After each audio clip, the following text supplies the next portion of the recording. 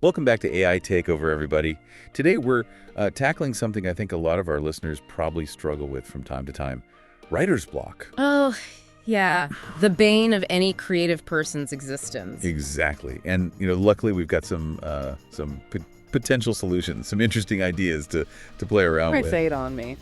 So, a few of you pointed us to some new posts over at criticallycurious.com. Oh, I love that site. Always some thought-provoking stuff over there. Right. So two authors in particular, PixelPia and Sven, both wrote about using AI to break through writer's block, but with totally different approaches. Oh, that's interesting. So AI as a muse versus AI as a drill sergeant. Yeah, kind of. We'll dive into both. Their full articles are on criticallycurious.com, of course, but we're going to pull out the juiciest bits and see what we can all learn from them. Sounds good to me. Let's unlock some creativity. So PixelPia, in her piece AI for Creative Flow, 5 Ways to Get Unstuck, really focuses on this idea of AI as a gentle nudge, like a partner in brainstorming. Right, not like a robot overlord dictating your every word. Exactly. She's all about finding ways to reconnect with your own ideas, using AI to kind of shake things loose. I like that, gentle nudge. Yeah.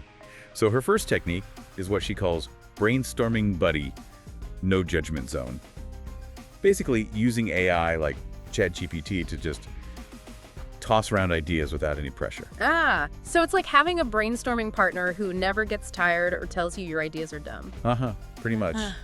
She gives examples like list 10 surprising blog post ideas about self-care, like ways to find new angles on familiar topics. That's smart, because sometimes it's not that you don't have any ideas, it's that you're stuck in a rut. Totally.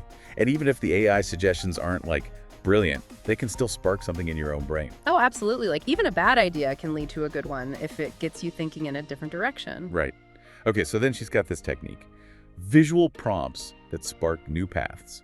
And this one's all about using AI image generators. Oh, like Midjourney or DLAL. Those are so fun to play with. I know. So she gives prompts like a hidden library discovered inside an ancient tree. The idea being that the image can spark a whole story in your mind. I love that, because sometimes words just aren't enough. You see that image and you immediately start asking questions. Who built this library? What secrets are hidden inside? Yes.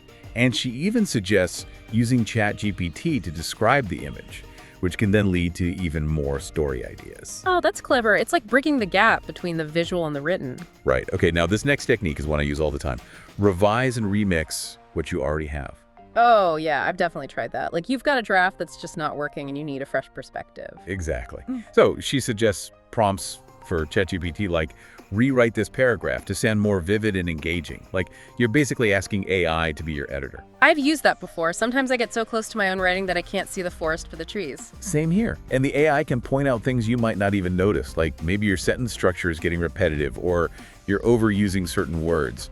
Right. Or it can suggest ways to make your writing more impactful, like stronger verbs, more sensory details. Yeah, it's like having a superpowered thesaurus and grammar checker all in one. Okay, what's next? So PixelPia's fourth suggestion is all about playfulness. She calls it ask weird questions, get weird and useful answers. I like where this is going. Right. She encourages you to ask AI things like, what would a traffic cone dream about? Just totally off-the-wall stuff. That's great. What's the point of asking those kinds of questions? It's all about disrupting your normal thought patterns, like forcing your brain to make unexpected connections. Oh, I see. So even if the answer is completely ridiculous, it might spark something in your subconscious. Exactly. And sometimes those random connections can lead to the most original ideas. I can definitely see that. It's like giving your brain a little puzzle to solve. Okay, last one from PixelPia. Use AI as a self-coaching tool. Oh, interesting. So using AI to help you understand your own creative blocks. Yeah, for those times when you're not just lacking ideas, but you're feeling lost and unsure of your direction. That's a feeling I know all too well. Right. So she suggests prompts like, ask me 3 questions to clarify the core purpose of my project. Using AI to guide your self-reflection. That's pretty cool. It's like having a therapist for your creative process. Kinda. So that's PixelPia's approach. Gentle nudges, supportive brainstorming, and a little bit of playful exploration. I like it. Seems very approachable and, not too intimidating. Right. But now buckle up, because we're about to enter Sven's world. His article is titled, Stuck, Just panic and let the AI write it.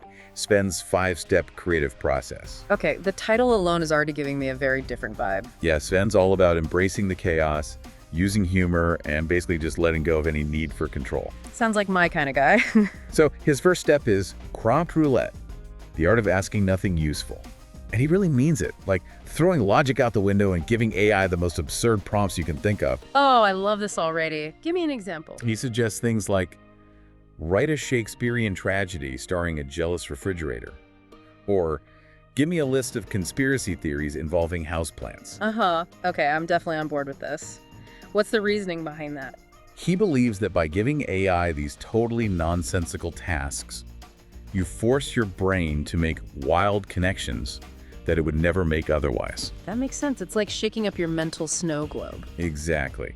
And he claims that even though the results are usually ridiculous, they can spark genuine creative breakthroughs. I can totally see that. Sometimes the best ideas come from the most unexpected places. All right, step 2 is dialogue duel.